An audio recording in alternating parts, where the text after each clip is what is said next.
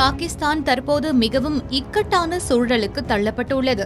இதனை கவனிக்காமல் இருந்தால் எதிர்காலத்தில் அந்நாடு மிகவும் மோசமான பிரச்சினைகளை சந்திக்க நேரிடும் என்று கூறப்படுகின்றது. என்ன நடந்தது? பாகிஸ்தானின் இந்த நிலைக்கு யார் காரணம் என்று பார்க்கலாம்.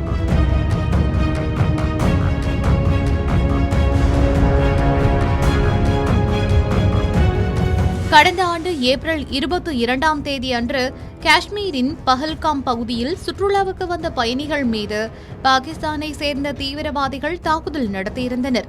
26க்கும் மேற்பட்டோர் பரிதாபமாக உயிரிழந்த இந்த விவகாரம் நாடு முழுவதும் பெரும் பரபரப்பை ஏற்படுத்தியிருந்த நிலையில் இந்தியா ஆபரேஷன் சிந்தூர் என்ற ராணுவ நடவடிக்கையை கையில் எடுத்தது. இது மட்டுமின்றி எல்லை தீவிரவாதத்திற்கு பாகிஸ்தான் ஆதரவளிப்பதால் சிந்து நதி நீர் ஒப்பந்தத்தை ரத்து செய்தது. பாகிஸ்தானின் பெருமளவிலான நீர் ஆதாரம் சிந்து நதியை நம்பியே இருந்ததால் அந்நாட்டின் பெரும் தண்ணீர் பற்றாக்குறை ஏற்பட்டது. இப்படியான சூழலில் பாகிஸ்தானில் மிகவும் கடுமையான நீர் பற்றாக்குறை நிலவி வருவதாகவும் இதே நிலை நீடித்தால் மிகப்பெரிய வறட்சி ஏற்படும் அபாயம் இருப்பதாகவும் கூறப்படுகின்றது. ஆனால் இவ்வளவு மோசமான நிலை வருவதற்கு சிந்து நதி நீர் ஒப்பந்தம் ரத்து செய்யப்பட்டது மட்டுமே காரணம் இல்லை. பாகிஸ்தான் ஆட்சியாளர்களின் அலட்சியம்தான் முக்கிய காரணமாக பார்க்கப்படுகின்றது.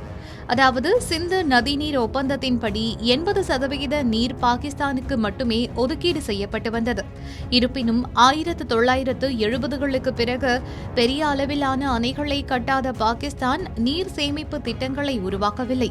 இதன் விளைவாக 90 நாட்களுக்கான நீரை சேமித்து வைப்பதற்கான கட்டமைப்பு மட்டுமே பாகிஸ்தானிடம் உள்ளது. பொதுவாக மற்ற நாடுகளிடம் கிட்டத்தட்ட 1 வருடத்திற்கான நீரை சேமித்து வைக்கும் கட்டமைப்புகள் உள்ளன. மேலும் ஆயுதங்கள் வாங்குவது, பாதுகாப்பு துறையில் மேம்படுத்துவது மாதிரியான விஷயங்களில் மட்டுமே அதிக கவனம் செலுத்தி வரும் பாகிஸ்தான் புதிய அணைகளை கட்ட முயற்சிகள் மேற்கொள்ளவில்லை.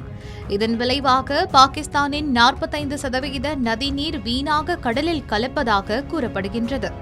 இவ்வாறு முந்தைய ஆட்சியாளர்கள் அலட்சியமாக இருந்ததால் அந்நாட்டின் மக்கள் கடுமையான வறட்சிக்கு ஆளாக வேண்டிய சூழல் உருவாகியுள்ளது.